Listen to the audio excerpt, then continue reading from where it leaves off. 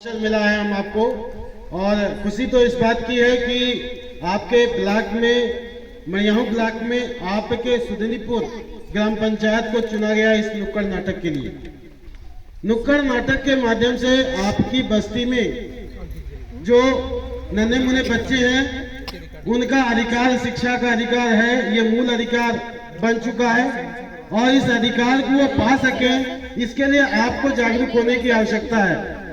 आज जिन परिस्थितियों में हम हैं, जो स्वतंत्रता हमें मिली हुई है, उस स्वतंत्रता के लिए कहीं न कहीं अगर हम पीछे मुड़ करके देखें तो हमारी शिक्षा ही जिम्मेदार रही है। शिक्षा के आधार पर ही हमारे अपने जीवन स्तर को हम उठा चुके हैं।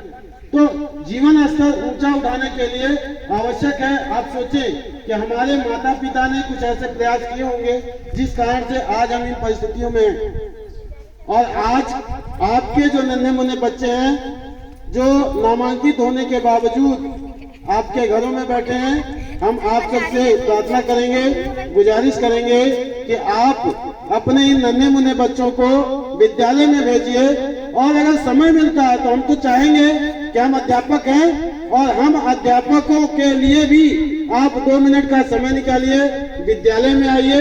विद्यालय में यदि आप आते हैं तो कम से कम आप ये जान पाएंगे कि जो नन्हे मुन्ने बच्चे हमारे घरों से विद्यालय के लिए निकले हैं, क्या वो वास्तव में विद्यालय में पहुंचे हैं या नहीं पहुंचे। और डेली यदि आपका बच्चा विद्यालय में जा रहा है तो विद्यालय में जाने से क्या उसको सम्यक रूप से जो शिक्षा है वो शिक्षा मिल रही है कि नहीं, और जो न्यूनतम पाठ्यक्रम में निर्धारित किया गया है दक्षता लक्ष्य, वो लक्ष्य आपके बच्चे को मिल रहा है कि नहीं मिल रहा है, इसकी जांच करने का अधिकार आपको प्राप्त है। हम चाहेंगे कि आप अपने अधिकारों को जानें और उन अधिकारों को जानते हुए उन अधिकारों को प्राप्त करने के लिए सक्रिय बने।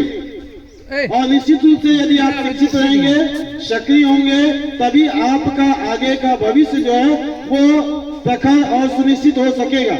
तो आपसे आशा करते हैं, अपेक्षा करते हैं कि आप जागृत बनिए और अपने बच्चों के भविष्य को सुधारने के लिए ये नन्हे मुन्ने बच्चे जो हमारे विद्यालयों में नामांकित हैं, लेकिन नामांकित होने के बावजूद आज ये आपके घरों में बैठे हुए हैं, यदि निश्चित रूप से प्रतिदिन विद्यालय जाएंगे तो कुछ न कुछ सीख कर जरूर आएंगे। तो इन्हें सीखने का अवसर प्रदान कीजिए। और ये जो लक्ष्य, निपुण लक्ष्य जिसे कहा गया कि किसी भी आयु स्तर पे इनकी जो न्यूनतम दक्षता है, जो चीजें इनको आनी चाहिए वो आ रही हैं कि नहीं आ रही हैं, यह आप जान पाएंगे। और मैं तो कहूंगा कि आप घर पर यदि शिक्षित माता, बहनें, पिता या भाई जो भी हैं, कम से कम इतना तो जरूर जांचिए कि बेटा आज विद्यालय में आप गए थे तो क्या क्या चीजें पढ़ाई गई, क्या क्या चीजें नहीं पढ़ाई गई। यदि कुछ चीजें पढ़ाई गई हैं तो आप उनकी कॉपियां कम से कम जांचिए। यदि आप शिक्षित हैं, आप पढ़े लिखे नहीं हैं, फिर भी कम से कम इतना तो कर सकते हैं कि बेटा 2 घंटे के लिए आप बैठ जाइए, जो गृह कार्य दिया गया है उसको आप पढ़िए, ठीक है। अगर डेली इतना आप कर पाते हैं तो निश्चित रूप से बच्चों में एक पढ़ने की ललक बनेगी, एक आदत बनेगी, और जब ललक और आदत बन जाएगी तो निश्चित रूप से उनका क्रमिक सुधार होगा।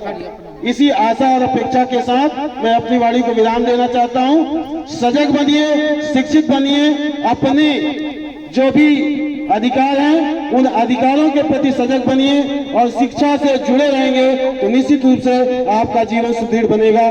जय हिंद, जय भारत, जय श्री कृष्ण।